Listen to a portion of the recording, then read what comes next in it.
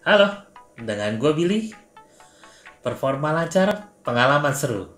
Itulah yang menjadi slogan smartphone yang satu ini. Oppo A74. Smartphone yang satu ini masuk ke kalangan kelas menengahnya dari serinya Oppo. Dan smartphone ini memang masih ada di range harga sekitar 3,4 jutaan. Untuk smartphone ini ada juga yang seri 5G-nya, dan yang seri 5G-nya itu ada di harga 600.000, lebih mahal daripada yang ini yang tanpa 5G.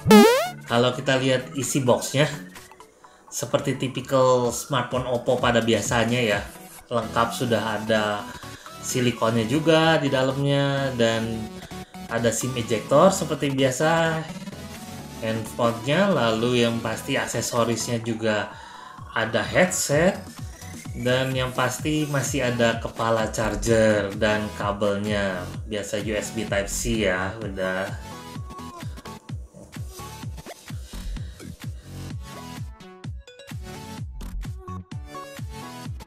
handphonenya sendiri sudah lengkap dengan screen protector juga, jadi memang sudah bisa langsung ready to use sih, nggak usah ribet-ribet lagi cari screen protector. Pokoknya kita diberi kemudahan, tinggal langsung pakai. Buat chargernya sendiri ini tergolong gede ya. Chargernya, karena ini memang charger 33 watt bawaannya, dan kabelnya sendiri yang disediain ini cukup kaku, cukup tebal juga kabelnya. Oke, balik lagi ke smartphone-nya. Kita mau bahas tentang jeroannya dulu biasa. Kita mulai dari layarnya dulu ya. Ini layarnya sudah di ukuran 6,43 inch, cukup lebar. Ini juga sudah AMOLED, layar AMOLED dengan kemampuan fingerprint di atas layar langsung, dan juga bisa membuka smartphone-nya dengan biometrik wajah.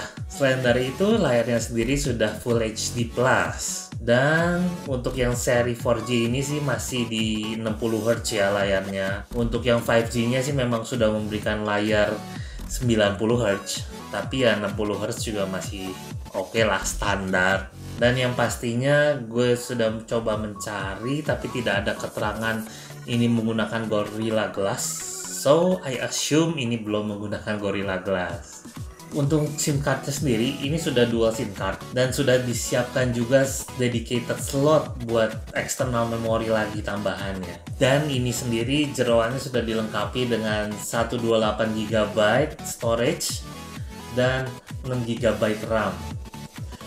Cukup lah. Selain dari storage-nya, smartphone ini pun sudah dilengkapi dengan prosesor yang sudah octa-core ya, dengan chipsetnya tentu saja sudah di Snapdragon 662, dan dilengkapi juga dengan GPU Adreno 610.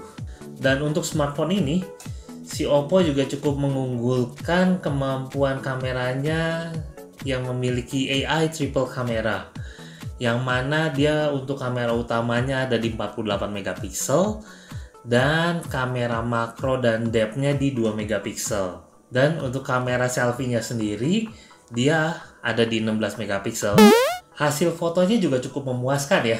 Jadi gambarnya sendiri enak dilihat, tangkapan warnanya juga oke, jernih, detailnya juga dapet. Dan untuk kameranya sendiri juga tangkapan gambarnya itu memang Oppo itu sudah cukup terkenal dengan hasil gambarnya ya. Jadi tangkapan wajah bisa terlihat lebih jernih, sampai ada istilah di luar sana itu Oppo skincare, karena membuat tampilan wajah jadi lebih menarik gitu deh. Dan untuk kualitas foto low light-nya juga tangkapan cahayanya cukup oke ya, dan dilengkapi juga ini dengan night mode. Di night mode-nya dia tangkapan cahayanya lebih banyak lah, jadi memang akan terlihat lebih jelas dengan night mode. Tapi tentu saja untuk night mode sendiri, untuk mendukung kualitas yang lebih bagus, diperlukan tripod ya untuk hasil yang lebih memuaskan. Dan selain dari kualitas fotonya, kualitas videonya juga bisa dibilang oke. Ini sudah cukup mumpuni lah untuk standarnya Oppo yang memang sudah oke ya. Dia dengan 1080 30 fps, kamera depan belakang menghasilkan tangkapan gambar yang cukup stabil juga dengan fitur electronic image stabilizer. Ya, ini kualitas kamera depannya.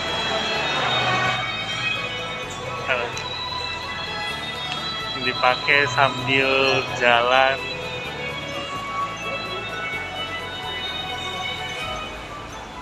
Namun kekurangannya di smartphone ini belum ada NFC-nya ya. Yang zaman sekarang NFC memang cukup berguna sih untuk orang yang suka top up kartu atau cek saldo melalui aplikasi di handphone.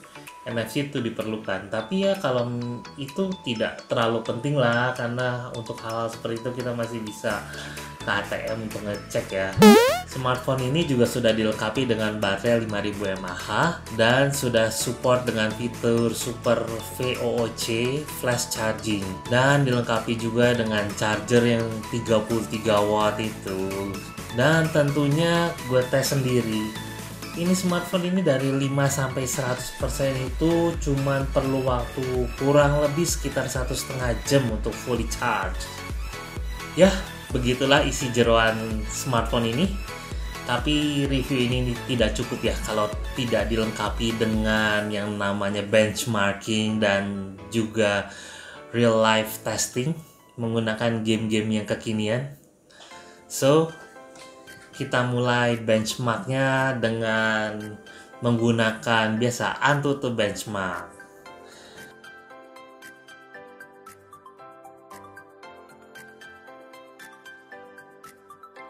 Untuk AnTuTu benchmarknya sendiri, skornya ada di 204.048.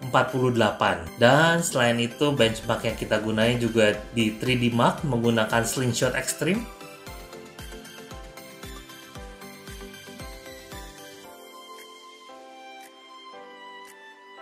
Skornya ada di 1143. Nah, sekarang kita masuk ke pengujian langsung ya, menggunakan game. Kita coba pertama pakai game yang enteng. Seperti biasa kita pakai Subway Surf. Game enteng ini dilibas aman, lancar, nggak ada masalah lah. Nah, berikutnya game kedua yang kita coba itu dengan Mobile Legends seperti biasa. Di Mobile Legends ini ada sih sedikit lag, tapi overall bisa dibilang lancar ya, dan nyaman juga untuk main sampai overkill, nggak ada masalah lah. Berikutnya biasa kita tes juga first person shooting menggunakan CODM ya. Di CODM ini juga nggak ada masalah sih, lancar-lancar aja selama ini dipakai main. Kita tes ini bisa bunuh-bunuh seperti normalnya. Dan seperti biasa, kita menggunakan game yang berat ini yang banyak smartphone komplain juga, Genshin Impact. Untuk Genshin Impact ini kita pasang di settingan low ya, dan smooth, untuk smooth, pemakaian smooth lah. Masih bisa dimainin, walaupun ada lag-lagnya, dan movementnya seperti gue sih berasanya agak slow gitu ya, lebih slow lah, karena gue bisa main di PC. Ini berasa agak slownya juga, masih bisa dimainkan, walau nggak merasa pengalaman yang maksimal lah, walau sudah ada di settingan low juga ya.